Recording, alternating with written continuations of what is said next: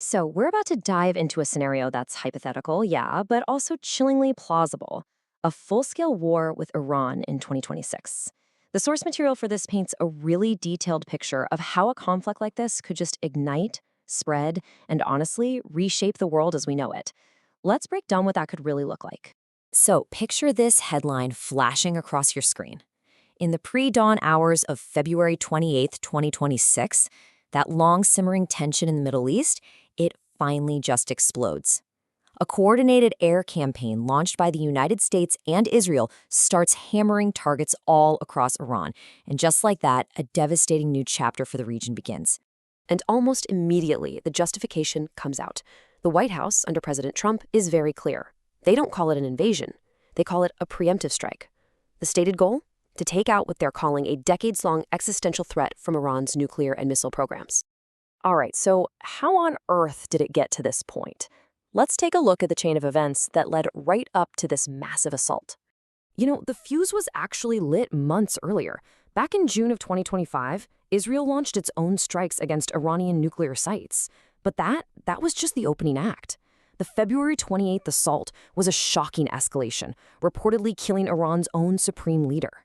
And Iran's retaliation? It was swift and it was furious. They unleashed this absolute storm of missiles and drones and threatening to shut down one of the world's most critical oil arteries. And this is where a so-called targeted strike quickly metastasizes into a full-blown regional war, one that's being fought with some of the most advanced and, frankly, destructive technology on the planet.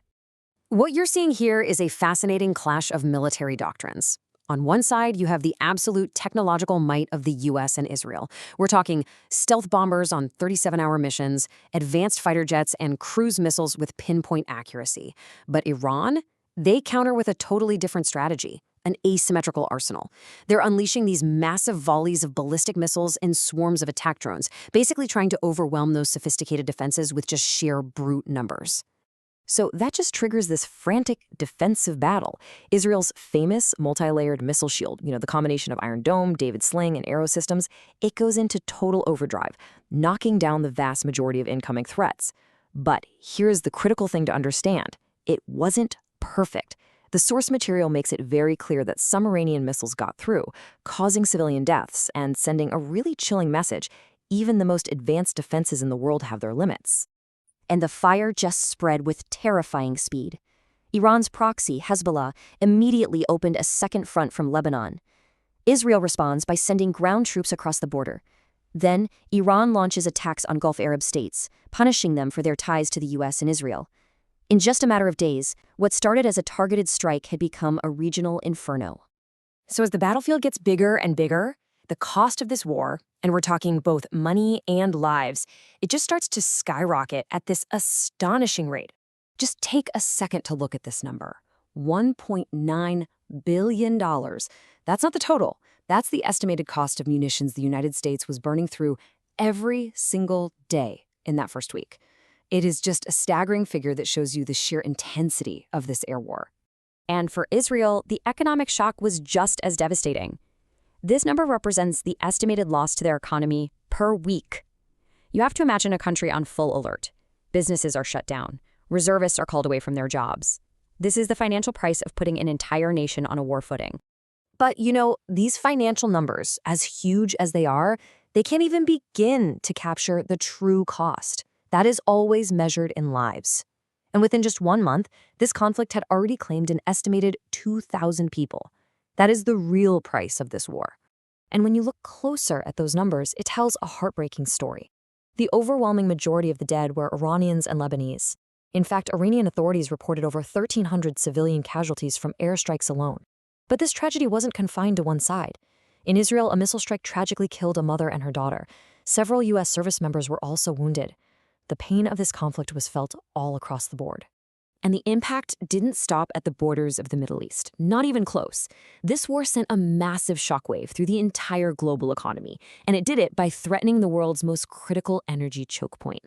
It all comes down to the Strait of Hormuz. A staggering 20% of the world's entire oil supply flows through this one narrow waterway. So when Iran threatened to shut it down, it was literally like putting a chokehold on the global economy's main energy artery. And you better believe the market reaction was immediate and dramatic. The price of Brent crude oil just skyrocketed, jumping from $83 a barrel to over 108 in just a matter of days. And that spike was felt at gas pumps and in energy bills all around the world. And the ripple effects just kept spreading out from there. Shipping through Hormuz basically stopped, falling by 95%. You had around 150 oil and gas tankers just sitting idle in the Gulf. Major governments had to start tapping into their strategic emergency reserves just to keep prices from spiraling totally out of control. Global stock markets shuddered, and the warnings got louder and louder. A prolonged conflict could easily tip the world into a global recession. So, with the world absolutely reeling, the focus starts to shift toward diplomacy. Everyone is looking for an off-ramp. But ending the war proved to be just as difficult as fighting it, with both sides completely dug in. So, the U.S. brings a 15-point peace plan to the table. The core demands were, well, they were unambiguous. A complete dismantlement of Iran's nuclear and ballistic missile programs and a total end to its support for proxy militias like Hezbollah. Yeah, the tone coming from Washington was not one of negotiation. It was an ultimatum. Public statements made it crystal clear that this was a final chance for Iran to accept defeat or, as President Trump put it, face even heavier strikes. It was a classic take-it-or-leave-it offer, backed by overwhelming military force. And Iran's response? It was every bit as defiant. The foreign minister publicly rejected the plan, calling it one-sided and unfair, and made it clear that Iran was not going to negotiate under duress.